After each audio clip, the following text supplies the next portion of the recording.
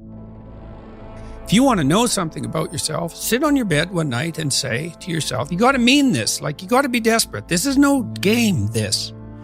It's like, my life is not everything I want it to be, and perhaps it's not everything that I need it to be. And by need, I mean my life is so unbearable that the suffering that's attendant upon that is make me nihilistic, cynical, bitter, resentful, homicidal, genocidal, unable to have a good relationship, prone to punish people for their virtues because of my jealousy, driving the proclivity to see evil everywhere except within my own heart. Like, these are problems, man.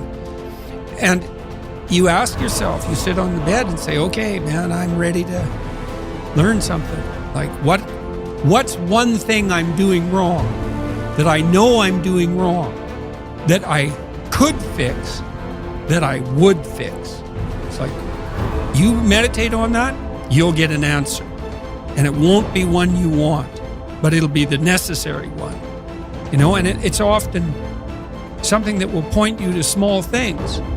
So Carl Jung said, people in the modern world don't see God because they don't look low enough. And so imagine you're in your messy bedroom, and you're sitting on the edge of the bed trying to have an honest dialogue with yourself. And the little voice says, it's pretty disgusting in here. And you think, well, I'm way above such trivial niceties as organizing my room. Well, that's pride. That's arrogance. If you're above organizing what's actually yours, how in the world are you ever going to organize anything else? And so you get on your knees and you think, well, it's time to, take a brush to the toilet. And maybe that's where you start. And that works. Like, that works. You start making those micro improvements, like real micro improvements, real on the ground, actual micro improvements to things that are wrong. You'll improve unbelievably rapidly. You're male and not female. You're Hindu and not Christian. You're tall and not short. You have an arbitrary range of talents and an arbitrary range of limitations, none of which, in some sense, you chose. It's the cards you're dealt. Now, some of those are cards of privilege. Maybe you're born intelligent. Maybe you're born symmetrical. Maybe you're born healthy. Maybe you're born into a culture where it's much easier not to be absolutely deprived. Maybe your parents are rich. And so all of that, in some sense, is unearned. Now, along with that comes a good dose of existential guilt. Because at the same time, and this is true for anyone, regardless of their cultural background, the ground we walk on is soaked in the blood of historical atrocity. And so that's on you. Because, people think, well, who's the Nazi? Well, it's the fascist, or who's the radical communist? It's the radical left-wing ideologue. And the fundamental truth of the matter is that's best dealt with as a spiritual matter. Is the adversary is within, really, most profoundly. And so you have to take the responsibility for that historical atrocity onto yourself. I was talking to Guy Ritchie this week about his movie King Arthur. It's quite an interesting movie in many ways. And when Arthur, who could be the hero, takes the sword, he's so overcome by visions of his murderous uncle that he can't pick up the weapon. Well, think about that. Now, you have weapons at your disposal, but they've been used by your murderous uncle. Like, dare you wield them? And the answer is, maybe it's easy just to leave the sword on the ground because you do want to be responsible for atrocities going forward, and don't think you couldn't be, and don't think you might not enjoy it. And so, the way you pay for your privilege is with your virtue. I mean that most particularly. You have these opportunities and this existential guilt. And the way you expiate that and atone is by doing your best to live the best possible life you can manage, to speak the truth, to treat people with respect, to abide by the principles of the dignity of the individual, and to put your house in order. And that's how you pay for your unearned privilege. All of us. And we all have our privileges and our and our curses. All of us have that. That's why it's not useful to be envious of people. You're a young man, you see someone drive by in a Ferrari with a blonde, and you think, my God, he's got everything. And, the woman in the car is a prostitute who's got a cocaine addiction, and her life is just one catastrophe after another. And he's had to lie and cheat his way into this position, and he's afraid that everything's going to come crashing down on him, and that's what you're jealous of. And it's just not that profound. You don't want someone else's fate. Man, your fate's enough, and your adventure's enough. It's plenty. It's more than you can ever fully realize. And so that's also part of the reason that we all believe that the individual has some intrinsic dignity. It's don't be so sure that your position in your room is so damn trivial. It might be your attitude towards it that's trivial. And if you're in dire straits and dire circumstances, just look at how much opportunity you have to make things better.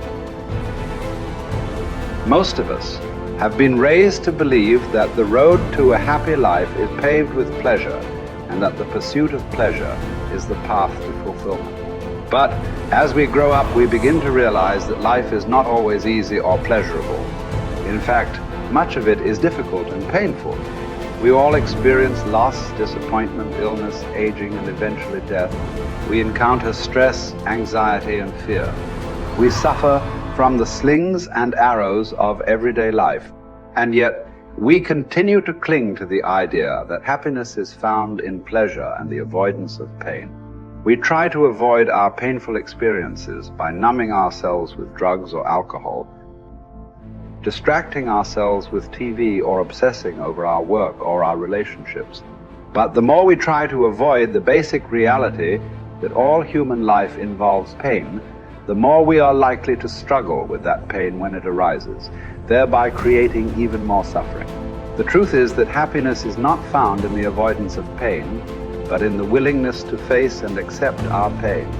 It is in the willingness to experience our painful thoughts and feelings, to acknowledge them without judgment, and to take action in line with our values and goals. It is in the willingness to be present in the moment, to connect with our senses and our environment, and to find joy and meaning in the simple things in life.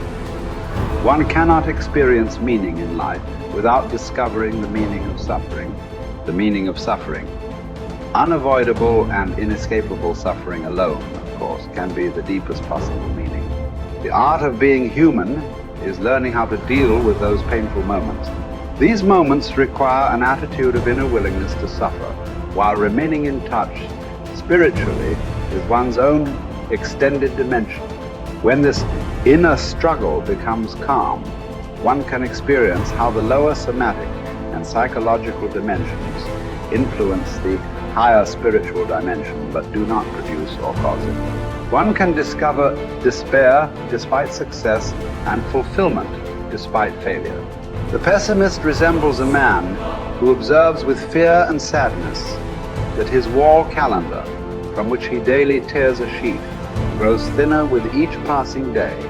On the other hand, the person who attacks the problems of life actively is like a man who removes each successive leaf from his calendar and files it neatly and carefully away with its predecessors after first having jotted down a few diary notes on the back.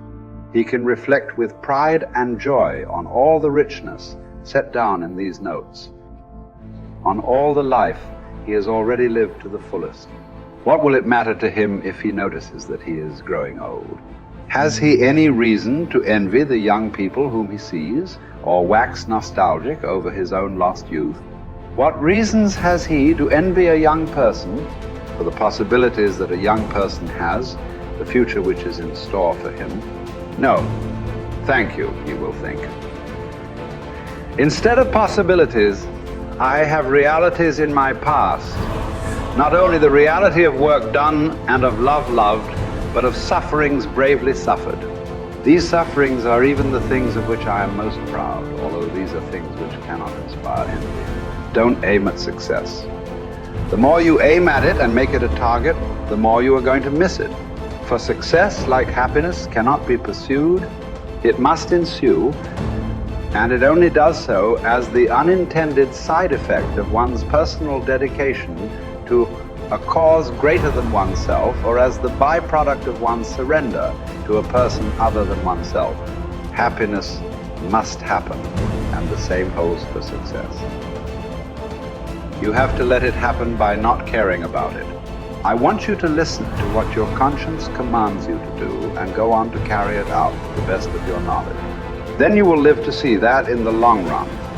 In the long run, I say, success will follow you precisely because you had forgotten to think about it. For the first time in my life, I saw the truth as it is set into song by so many poets, proclaimed as the final wisdom by so many thinkers. The truth, that love is the ultimate and highest goal to which man can aspire. Then I grasped the meaning of the greatest secret that human poetry and human thought and belief have to impart. The salvation of man is through love, and in love, love is the only way to grasp another human being in the innermost core of his personality. No one can become fully aware of the very essence of another human being unless he loves him. By his love, he is enabled to see the essential traits and features in the beloved person. And even more, he sees that which is potential in him, which is not yet actualized, but yet ought to be actualized. Furthermore, by his love, the loving person enables the beloved person to actualize these potentialities. By making him aware of what he can be and of what he should become, he makes these potentialities come true. It did not really matter what we expected from life, but rather what life expected from us. We needed to stop asking about the meaning of life and instead think of ourselves as those who were being questioned by life. Daily and hourly, our answer must consist not in talk and meditation, but in right action and in right conduct. Life ultimately means taking the responsibility to find the right answer to its problems and to fulfill the tasks which it constantly sets for each individual. Ultimately, man should not ask what the meaning of his life is, but rather must recognize that it is he who is asked. In a word, each man is questioned by life, and he can only answer to life by answering for his own life. To life he can only respond by being responsible.